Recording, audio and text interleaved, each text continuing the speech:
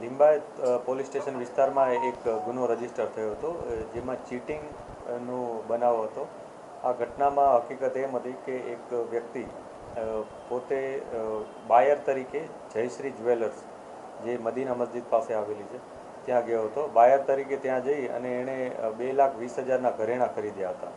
આ ઘરેણાં ખરીદી અને ત્યારબાદ એણે પેમેન્ટ કરવા માટે એક અલગ મેથડ અપનાવી હતી, જેમાં એણે જે વિક્ટિમ છે જ્વેલર્સ, એના પેટીએમ એકાઉન્ટ હોય એના ઉપર સ્કેન કરી અને પછી એને એક એસએમએસ મોકલ્યો હતો કે તમારું પેમેન્ટ આવી ગયું છે. એણે આ પેમેન્ટ બે ભાગમાં કરેલું હતું. એ રીતના એને પેમેન્ટનો મેસેજ મળ્યો હતો. એટલે જે વિક્ટિમ હતો એને એવું લાગ્યું કે એને પેમેન્ટ આવી ગયું છે. પછી આ જે વ્યક્તિ હતો ત્યાંથી નીકળી જાય છે ઘરેણાં લઈને. ત્યારબાદ જે વિક્ટિમના છોકરો હોય છે એને ફરીથી એ એસએમએસ જોવે છે, તો એને ખ્યાલ આવે છે કે આ જે એસએમએસ આવ્યો હતો પેમેન્ટ થઈ ગયાનો, એ એસએમએસ આ જે આરોપી હતો એણે જ પોતાના મોબાઈલથી મોકલેલો હતો અને એડિટ કરીને કોઈ જૂના એસએમએસને એડિટ કરી અને આમાં મોકલેલો હતો. પછી એણે પોતાનું એકાઉન્ટ વેરીફાઈ કર્યું વિક્ટિમે, તો એને ખ્યાલ આવ્યો કે એને કોઈ પણ જાતનું પેમેન્ટ થયું નહોતું.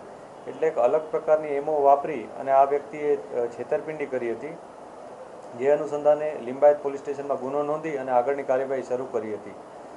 જે આરોપીની જે ફૂટેજ મળ્યા હતા એના આધારે અમે ચેકિંગ ચાલુ કર્યું હતું અને આ જે મેથડ હતી એને અમે ઈ ગુજકોપ, અમારું જે સોફ્ટવેર છે એપ્લિકેશન, એમાં સર્ચ કર્યું હતું અને એમોના આધારે એક વ્યક્તિએ 3-4 વ્યક્તિઓ શકમંદ તરીકે સામે આવ્યા હતા.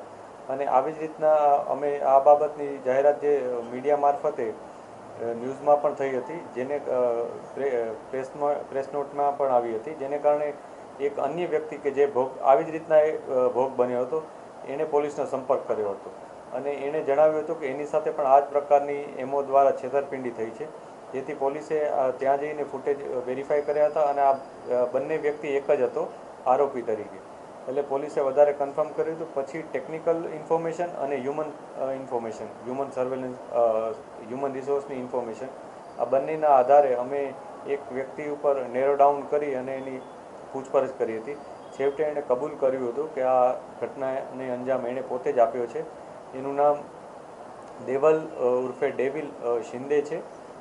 તે પોતે અગાઉ પણ બહુ બધા આ જ પ્રકારના અલગ અલગ ચીટિંગના અને ચોરીના ગુનાઓમાં સંડોવાયેલ હતો. આ ઉપરાંત એના વિરુદ્ધ અટકાયતી પગલાં પણ બહુ બધી વાર લેવામાં આવ્યા હતા. લગભગ 19 જેટલી ઘટનાઓમાં પોલીસના આ ચોપડે ચડેલ છે. આ ઉપરાંત તાજેતરમાં એના દ્વારા 2 જગ્યાએ આ પ્રકારની ઘટનાને અંજામ આપવામાં આવ્યો હતો, જેમાં લિંબાયત ઉપરાંત ચોક બજારમાં પણ આ જ પ્રકારના 49,000 રૂપિયાના ઘરેણાં એ લઈ ગયો હતો, જે ઘરેણાં અમે ઇન્વેસ્ટિગેશન દરમિયાન રિકવર કરેલ છે. આ ઉપરાંત એક જે સલાબતપુરામાંથી એક બાઇક પણ, બર્ગમેન બાઇક છે, એ પણ એને ચોરી કરેલી હતી. એ પણ અમે ગુનો જે ડિટેક્ટ કરેલ છે. એટલે ટોટલ અત્યારે 3 ગુના ડિટેક્ટ થયા છે અને આની અન્ય વિગત પણ અમે તપાસી રહ્યા છીએ કે અન્ય કોઈ જણા પણ આમાં વિક્ટિમ છે કે નહીં.